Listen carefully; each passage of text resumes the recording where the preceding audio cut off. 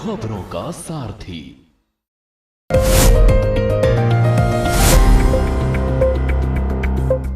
नमस्कार, के न्यूज के खास स्पेशल रिपोर्ट में आपका स्वागत है। मैं हूं मनोज मानस। आज हम फिर हाजिर हैं देश और विदेश की कुछ खास और अहम खबरों के साथ। और आज सबसे पहले हम बात करेंगे दिल्ली के जंतर मंतर पर पुराने फॉर्म में केजरीवाल के सियासी तेवरों की। तो वही खास रिपोर्ट में देखिए, बीजेपी के राष्ट्रीय अध्यक्ष के मामले में पेंच कहां फंसा है। और चलते चलते बात होगी कानपुर में नशे में डूबते बचपन की। तो चलिए अब चलते हैं खबरों के विस्तार में।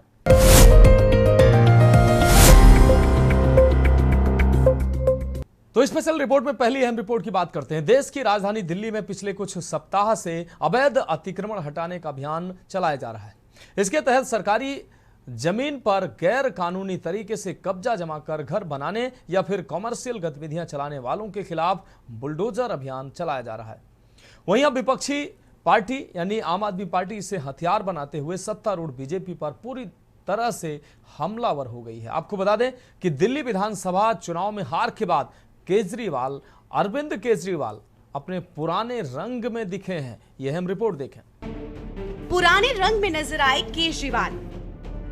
आमतौर पर केजरीवाल की छवि एक विद्रोही नेता की तरह है। विरोध प्रदर्शनों से उनका पुराना नाता रहा है। दिल्ली की सत्ता से बेदखल होने के बाद अरविंद केजरीवाल पहली बार देश की राजधानी में किसी बड़े विरोध प्रदर्शन का हिस्सा बने। आपको बता दें कि दिल्ली में झुग्गियों के खिलाफ चल रहे एक्शन के विरोध में जंतर मंतर पर प्रदर्शन में केजरीवाल के अलावा पार्टी के तमाम बड़े चेहरे मनीष सिसोदिया, सौरभ भारद्वाज, संजय सिंह शामिल हुए। इस दौरान केजरीवाल ने बीजेपी सरकार पर जमकर निशाना साधा। केजरीवाल ने कहा, बीजेपी की सरकार ने झुग्गियां तोड़कर लोगों की जिंदगी बर्बाद कर दी। जो झुग्गी में रहते हैं वो आसपास ही नौकरी करते हैं, लेकिन झुग्गी टूटने से रोजगार चला जाता है। इन्होंने एक तरह से आग को खौलते हुए तेल में डाल दिया। मोदी की गारंटी फर्जी, केजरीवाल। आपको बता दें कि विरोध प्रदर्शन में केजरीवाल ने कहा कि चुनाव के वक्त प्रधानमंत्री मोदी ने कहा था कि जहां झुग्गी वही मकान, लेकिन उसका मतलब ये था कि जहां झुग्गी वहां मैदान। मोदी की गारंटी फर्जी और नकली है। मोदी की गारंटी झूठी है। चुनाव से पहले इनके नेता आपके घरों में आकर सोते थे। मैंने कहा था इनका नेता आपकी झुग्गियां देखने के लिए आ रहे हैं। 10 साल दिल्ली में हमने राज किया। 10 साल में हमने व्यवस्था परिवर्तन करके दिखाया। हमने दिल्ली के स्कूल बदले, हमने दिल्ली के अस्पताल बदले, हमने दिल्ली की सड़कें दुरुस्त करी, हमने दिल्ली में मोहल्ला क्लिनिक खोले, हमने दिल्ली में बिजली ठीक करी, हमने दिल्ली में बिजली फ्री करी, दिल्ली के अंदर व्यवस्था परिवर्तन की, पंजाब के अंदर भी व्यवस्था परिवर्तन कर रहे हैं। केवल आम आदमी पार्टी है जो आपके लिए काम कर रही है।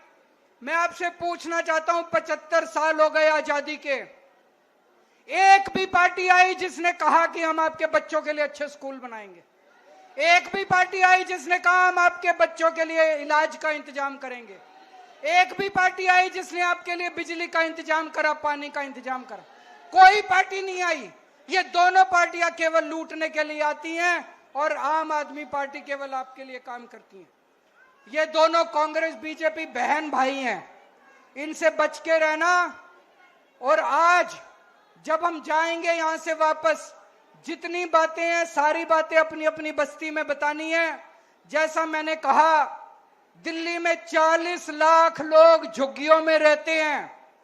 अगर ये 40 लाख लोग इकट्ठे हो गए, किसी के पिताजी की औकात नहीं है जो आपकी झुग्गियां तोड़ने के लिए आ जाएगा।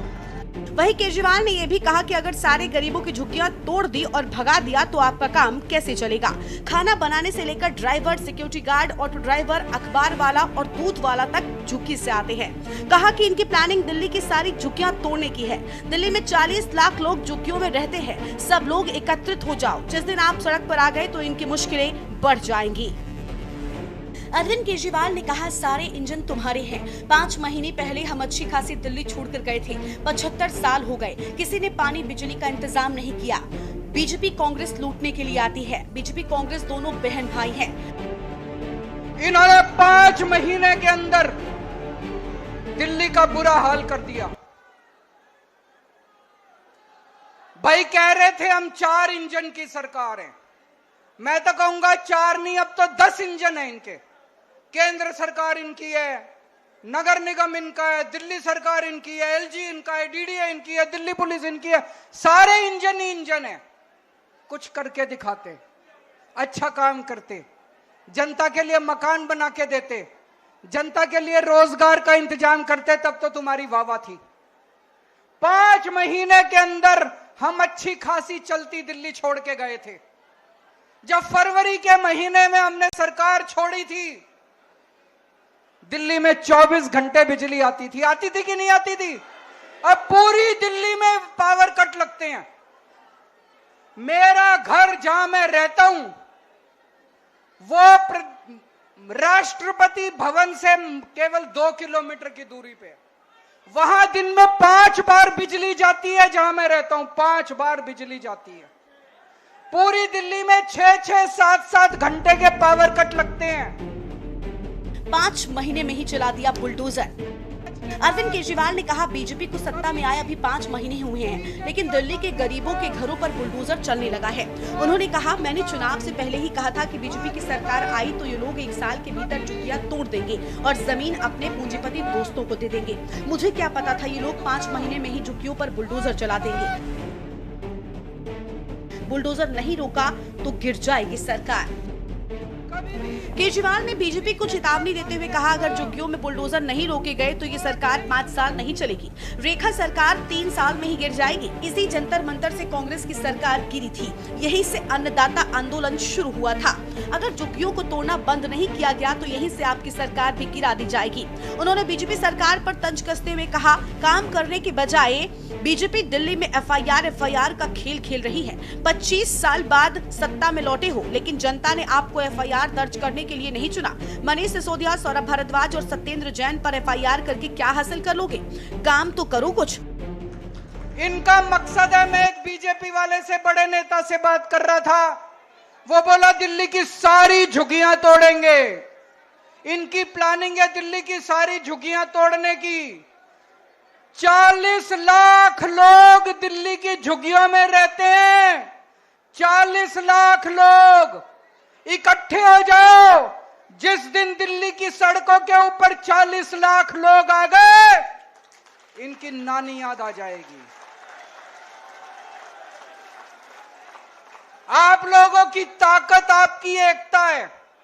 इकट्ठे हो जाओ। आज इस मंच से मैं चेतावनी देना चाहता हूं भारतीय जनता पार्टी को, या तो ये झुग्गी तोड़ने से बाज आओ, अपनी औकात में रहो, झुग्गियां तोड़नी बंद करो, नहीं तो आंदोलन होगा, इतना बड़ा आंदोलन होगा कि तुम्हारा सिंहासन। इसी जंतर मंतर से कांग्रेस गई थी, इसी जंतर मंतर से अन्ना आंदोलन शुरू हुआ था, जिसके बाद कांग्रेस को इसका सफाया हो गया।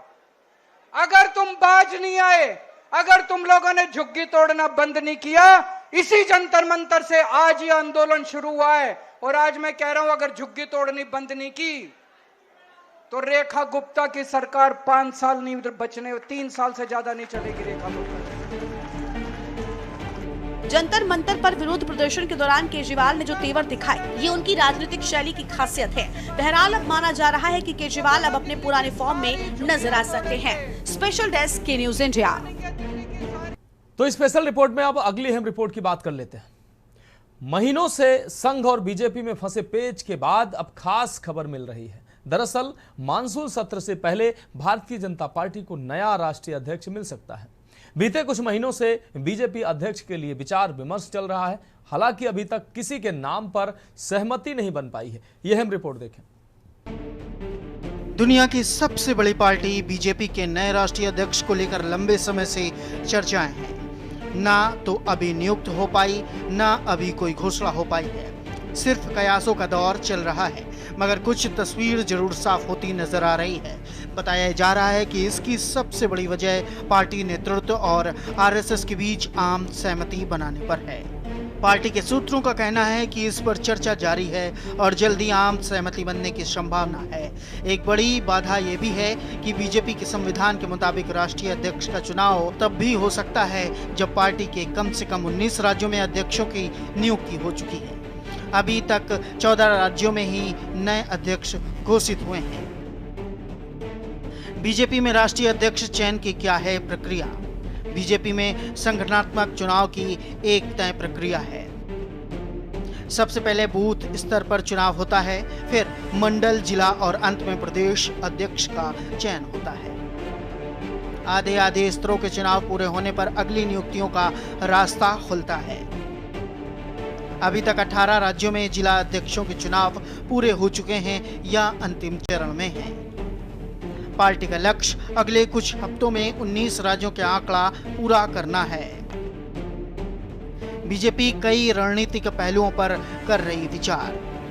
खास बात है कि राष्ट्रीय अध्यक्ष के चयन में सिर्फ संगठनात्मक प्रक्रिया ही नहीं, बल्कि कई रणनीतिक पहलुओं पर भी विचार हो रहा है। इसमें संभावित उम्मीदवार की उम्र, सामाजिक पृष्ठभूमि, क्षेत्रीय प्रतिनिधित्व और राजनीतिक अनुभव पर ध्यान दिया जा रहा है। साथ ही आगामी विधानसभा चुनाव और इसके बाद बड़े राज्यों के चुनाव को देखते हुए ऐसा चेहरा तलाशा जा रहा है जो राष्ट्रीय स्तर पर नेतृत्व की भूमिका निभा सके। ये खास नाम रेस में आगे। शिवराज सिंह चौहान। भाजपा अध्यक्ष पद को लेकर शिवराज सिंह चौहान का नाम सबसे आगे चल रहा है। शिवराज मोदी सरकार में कृषि मंत्री हैं। वे 4 बार मध्य प्रदेश के मुख्यमंत्री रहे हैं, 6 बार लोकसभा चुनाव जीत चुके हैं। पार्टी संगठन में अच्छी पकड़ मानी जाती है।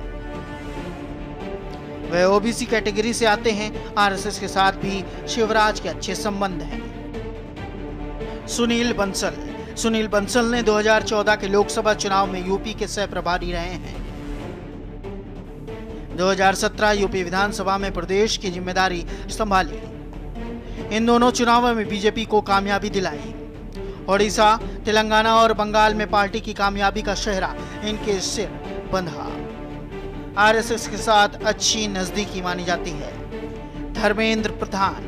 धर्मेंद्र प्रधान वर्तमान में केंद्रीय शिक्षा मंत्री हैं। वह ओडिशा से आते हैं, जहां बीजेपी ने पहली बार अपने दम पर सरकार बनाई है। पीएम मोदी और अमित शाह के भरोसेमंद माने जाते हैं। ओबीसी समुदाय से आते हैं। उनकी राजनीतिक पृष्ठभूमि एबीवीपी से जुड़ी है। वानती श्रीनिवासन। तमिलिसाई सौंदरराजन। डी पुंडरेश्वरी। चर्चा जुलाई के दूसरे सप्ताह में घोषणा। चर्चा में आए कई नाम फिलहाल केंद्रीय मंत्री हैं, इसीलिए उनके चयन की स्थिति में कैबिनेट फेरबदल की संभावना भी जताई जा रही है। सूत्रों का यह भी कहना है कि प्रधानमंत्री नरेंद्र मोदी की जुलाई के दूसरे सप्ताह में विदेश यात्रा से वापसी के बाद राष्ट्रीय अध्यक्ष की घोषणा की जा रही है। इस बीच पार्टी ने महाराष्ट्र, पश्चिम बंगाल और उत्तराखंड जैसे राज्यों में प्रदेश अध्यक्ष नियुक्त करने की प्रक्रिया तेज कर दी थी। ऐसे में बताया यह भी जा रहा है कि इन 3 राज्यों में भी अध्यक्षों का नाम ऐलान होगा। साथ ही नए राष्ट्रीय अध्यक्ष का नाम भी जुलाई में ही सामने आ जाएगा। राजनीतिक एक्सपर्ट्स नाम में हो रही देरी से ज्यादा चकित नहीं हैं। वे इसे बीजेपी की कार्यशैली का ही एक हिस्सा बता रहे हैं। फिलहाल नए राष्ट्रीय अध्यक्ष के सामने आने वाले समय में कई बड़ी चुनौतियां होंगी, जिसमें 2025 में बिहार और 2026 में पश्चिम बंगाल, तमिलनाडु, केरल और असम विधानसभा चुनाव में शामिल होंगे। स्पेशल डेस्क के न्यूज़ इंडिया। तो फिलहाल स्पेशल रिपोर्ट में वक्त एक अहम ब्रेक का है। जल्द हाजिर होंगे।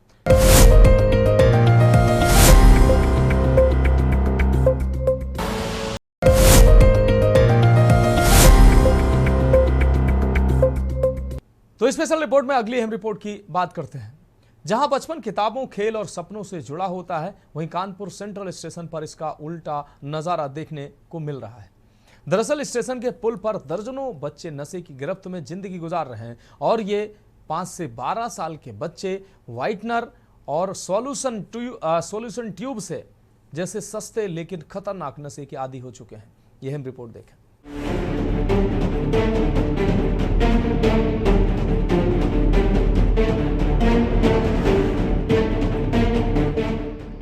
बचपन, वो जो सपनों, मुस्कान और मासूमियत का आईना पेश कर दे। लेकिन कानपुर सेंट्रल स्टेशन पर ये क्या देखा जा रहा है? चौंकाने वाली तस्वीरें। दरअसल सेंट्रल स्टेशन की तस्वीरें आपके रोंगटे खड़ी कर देंगी। जिस उम्र में बच्चों के हाथों में किताबें होनी चाहिए, उस उम्र में उनके हाथों में व्हाइटनर और सॉल्यूशन की ट्यूब है। कानपुर सेंट्रल स्टेशन का प्लेटफॉर्म नंबर 9 का पुल, जहां हर रोज हजारों मुसाफिर गुजरते हैं, यही मौजूद है वो तस्वीर जिसे देखने के बाद शायद आप कभी इन रास्तों से गुजरने का नजरिया बदल देंगे। 5 से 12 साल की उम्र के दर्जनों बच्चे नशे की गिरफ्त में हैं। कानपुर सेंट्रल स्टेशन पर बच्चे व्हाइटनर और सॉल्यूशन नशा करते हैं, जिन्हें कोई रोकने वाला नहीं है। यही स्टेशन उन बच्चों का घर बन गया है। सच है कि बचपन अच्छाई, बुराई और जीवन के उतार चढ़ाव से परे होता है। बचपन जिंदगी का सबसे सुनहरा समय होता है, लेकिन इन बच्चों को देखकर आपका इन सब बातों से भरोसा उठ जाएगा। जिस उम्र में बच्चों के हाथों में खिलौने और कलम होनी चाहिए, उस उम्र में इन बच्चों के हाथ में नशा है। वो सस्ते नशे को पाने के लिए कुछ भी करने को तैयार हैं। कम उम्र के बच्चे बहुत ही खतरनाक नशे का शिकार हो रहे हैं। अगर इन बच्चों का बचपन ऐसा है तो जवानी कैसी होगी और क्या भविष्य होगा? दिल्ली दादा दिल्ली स्टेशन में कब से? बचपन बीत गया। बचपन बीत गया। तो ये जो कपड़े में डाल के सुई को क्या बोलते हैं? सॉल्यूशन। कितनी देर तक नशा रहता है? भैया जब तक कपड़ा रहेगा तो हार रहेगा। कैसे नशा रहता है? क्या कर सकते हो? और कैसा नशा करता है? बचपने से कर रहे हैं। स्टेशन में भी बचपन से ही। बचपने से तुम्हारे जैसे लोग कितने लोग करते होंगे? जाने कितने लोग कर रहे हैं। कितने बच्चे हैं? बहुत लोग होंगे। कितने लोग पता नहीं लगता। टोकते क्या मादर फादर। हम आपको कानपुर सेंट्रल स्टेशन की वो तस्वीर दिखा रहे हैं जो आज तक किसी ने नहीं देखी होगी। स्टेशन के 9 नंबर सुरंग के ऊपर पुल पर दर्जनों ऐसे बच्चे आपको मिलेंगे जिनका बचपन नशे की लत में डूब रहा है। पैसे के जुगाड़ के लिए कानपुर सेंट्रल स्टेशन पर ट्रेनें व स्टेशनों में चोरी किया करते हैं, जिससे नशे लायक पैसे का जुगाड़ हो सके। बड़ी बात यह है कि नशा काफी सस्ता और आसानी से मिल जाता है।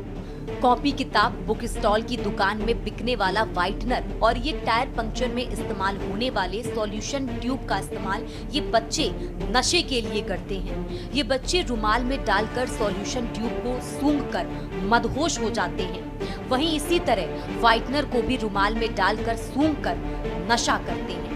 सॉल्यूशन और व्हाइटनर का नशा इतना हार्ड होता है कि ये बच्चे बदहोश हो जाते हैं। नशा करने के बाद ये कुछ भी कर सकते हैं, यहाँ तक किसी की जान भी ले सकते हैं। नशा करने और पैसे की जुगाड़ के लिए इन्होंने अपना ठिकाना कानपुर सेंट्रल स्टेशन बना रखा है। ये बच्चे यात्रियों का सामान चुराते हैं। कई बार लोगों ने इन्हें पकड़ा है तो ये लोग नशे के आवेश में आकर यात्रियों के ऊपर ही ब्लेड से हमला कर दिया। इनके पास आपको ब्लेड भी मिलेगी। इनकी जिंदगी बस ऐसे सुबह शाम नशे में बर्बाद हो रही है, जिसकी किसी को फिक्र नहीं है। जिस उम्र में बच्चे कल्पनाओं को संजोते हैं, उस उम्र में ये नशे के आवेश में है। ये बच्चे अपने नशे की लत को पूरा करने के लिए गलत रास्ते पर निकल पड़ते हैं और आपराधिक प्रवृत्ति के हो जाते हैं।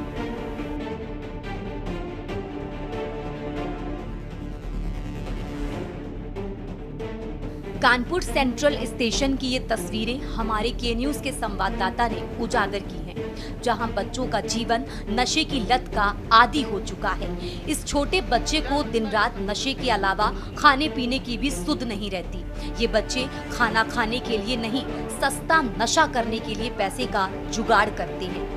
आप ही बताइए, इन बच्चों का क्या यही जीवन होना चाहिए? प्रशासन इस खतरे से अनजान है या अनदेखा करता है? क्या ये मासूम नशे के इसी अंधेरे में गुम हो जाएंगे या समय रहते इनकी जिंदगी को नई राह दी जा सकेगी? के न्यूज की ये विशेष रिपोर्ट प्रशासन, समाज और सिस्टम से सवाल पूछती है। इन बच्चों का बचपन बचाने की जिम्मेदारी कौन उठाएगा? नशे में डूबता बचपन, ये कहावत नहीं, ये एक हकीकत है। मैं आपको बता दूं, मैं इस समय खड़ा हूं Kanpur central station city side 9 number पुल के ऊपर।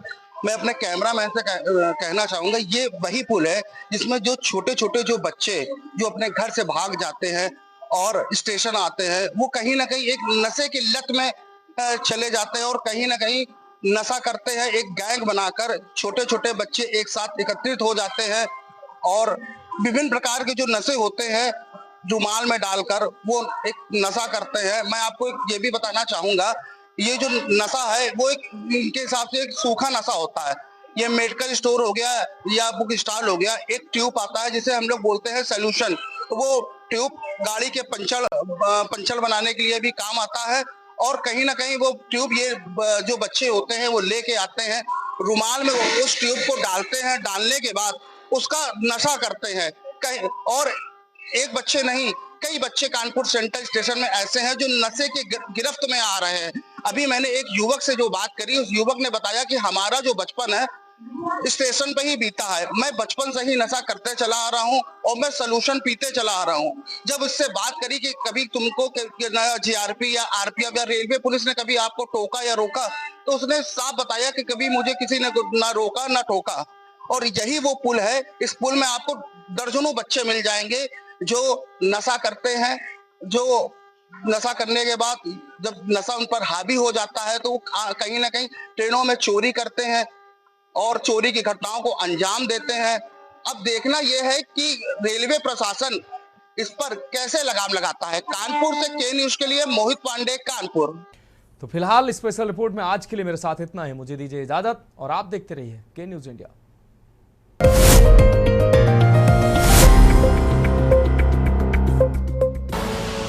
आप देख रहे हैं के न्यूज, खबरों का सार।